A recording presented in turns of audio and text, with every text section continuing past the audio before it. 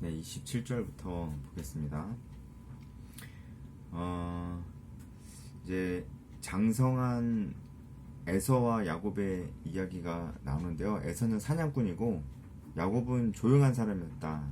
그래서 뭐 조용하다는 것은 그냥 뭐 성격이 뭐 조용한 사람 뭐 그런 것보다는 좀 뭐 온전한 올바른 책망할 데가 없는 뭐 굉장히 포괄적인 그런 의미인데요. 야곱의 일생을 봤을 때 뭐 책망할 데가 없는 사람은 아니었던 것 같습니다. 굉장히 술수에 능하고 그랬던 사람이었기 때문에 뭔가 좀 이렇게 온화한 사람, 뭐 예의 바른 사람, 뭐 그런 성격인 거였던 것 같긴 해요. 어쨌든 에서하고는 좀 뭔가 확실히 대조가 되는 그런 성격이었던 것 같습니다. 이제 우리가 잘 알고 있는 유명한 사건이 나오죠. 에서가 이제 사냥하고 돌아왔고 야곱이 죽을 쓰고 있었습니다. 붉은 죽이라고 하는 거 보니까 이것도 한글 성격의 번역처럼 실제로 팥죽이었던 것 같아요. 그래서 이 팥죽을 쓰고 있었는데 이 당시에 이 유목민들이 많이 이 팥죽을 먹는 일이 좀 있었다고 합니다. 여러 가지 곡류를 넣어서 이렇게 많이 먹었다고 하니까 진짜 팥죽이었던 것 같아요. 그래서 에서가 돌아와서 좀 배고프니까 뭐 좀 달라, 죽을 달라 하면서, 여러분 뭐 너무 유명한 이야기니까 다 아시죠?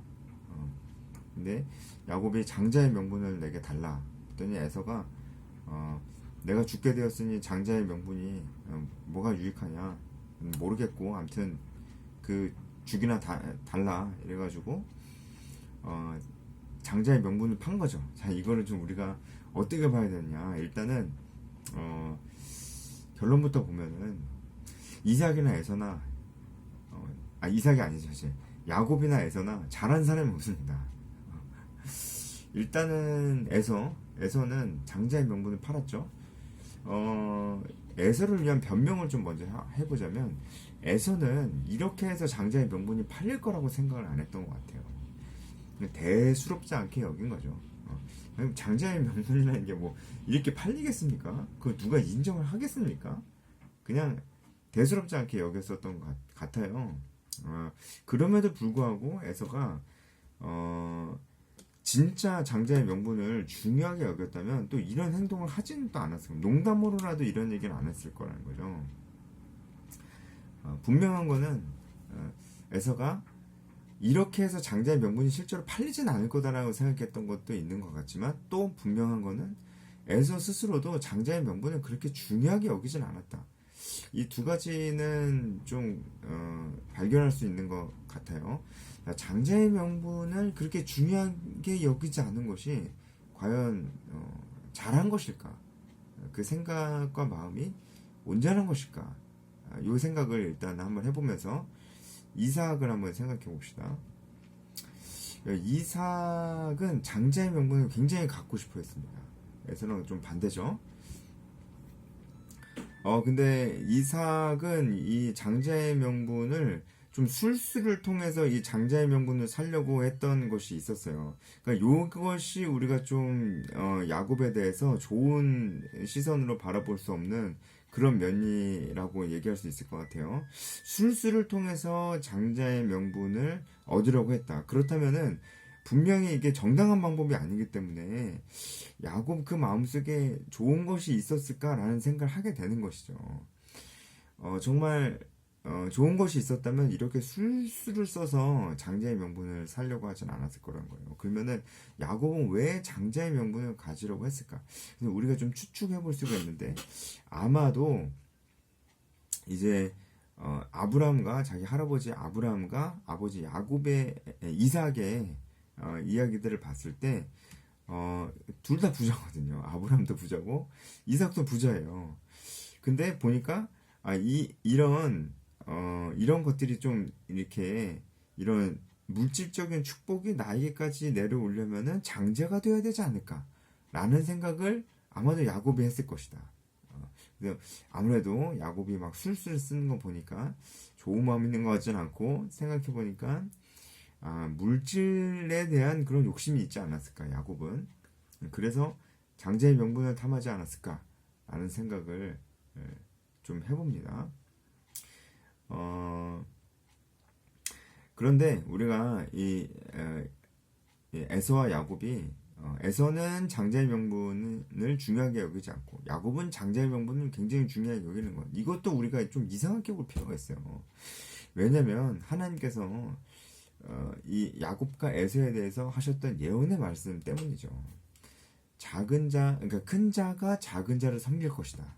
이 예언의 말씀입니다. 하나님 나라의 정통성이 작은 자를 통해서 이어질 것이다라는 예언의 말씀은 이삭과 리브가는 분명히 알고 있어요.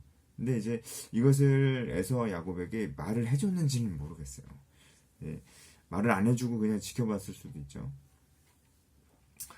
말을 안 해주고 지켜봤다고 하더라도 야곱의 장자의 명분을 탐하는 것은 욕심이 좀 있었던 것 같고 에서 또한 그것을 너무 경솔히, 그러니까 34절에 가볍게 여기는 거죠. 너무 가볍게 여기는 것도 좀 문제가 좀 있는 것 같아 보입니다. 한마디로 에서나 야곱이나 둘 다 썩 그렇게 그렇게 상태가 좋아 보이진 않아요. 자, 우리가 언제나 아브람 때도 자주 봤지만 결국은 사람이 주인공이 아닙니다. 이 사람이 온전한 사람이 없어요. 결국은 하나님께서 온전하지 않은 사람들임에도 불구하고 그 중에서도 그나마 그 어떤 부분을 보시고 하나님께서 그를 사용하시고 그리고 결국은 하나님께서 언약하신 대로 하나님께서 그대로 행하신다는 것을 부족함에도 불구하고 하나님께서 언약하신 대로 행하신다는 것을 우리가 이제 그것을 주목해서 이제 볼 수가 있는 것이죠. 에서나 야곱이나 다 그 사람들은 다 별로였습니다. 리브가만 하나님의 그 말씀에 대해서 진지하게 생각하며 잊지 않고 하나님 언약의 말씀을 믿고 있었던 것 같아요. 28절에 리브가가 야곱을 사랑했다는 것이 그 증거일 것 같습니다. 이삭은 이제 좀 정신을 못 차리는 것 같아요. 이제 다음 장에도 보면은 이삭이 정신 못 차리고는 그런 장면이 또 나오거든요. 리브가가 하나님의 말씀을 기억하고 그 믿음 안에 좀 있는 것 같고요. 근데 그 믿음이 에서와 야곱에겐 잘 전달이 됐는지는 아직은 모르겠다. 근데 안 된 것 같다. 좀 그러면 불구하고 하나님은 하나님의 언약의 말씀대로 그 말씀을 이뤄갈 것인가, 이뤄갈 것이다라는 것을 우리가 좀 보면서 우리가 좀 이런 거 보면은 좀 위로를 얻잖아요. 우리도 정말 부족한 사람인데 결국은 우리의 부족함이 문제가 되지 않는 거예요. 결국은 우리의 부족함이 장애물이 안 된다는 거예요. 결국은 하나님께서 우리를 통해서 하시려고 하는 그 일이 중요한 것이고 그 일을 이루신 분이 하나님이시라는 것이 중요한 것이죠.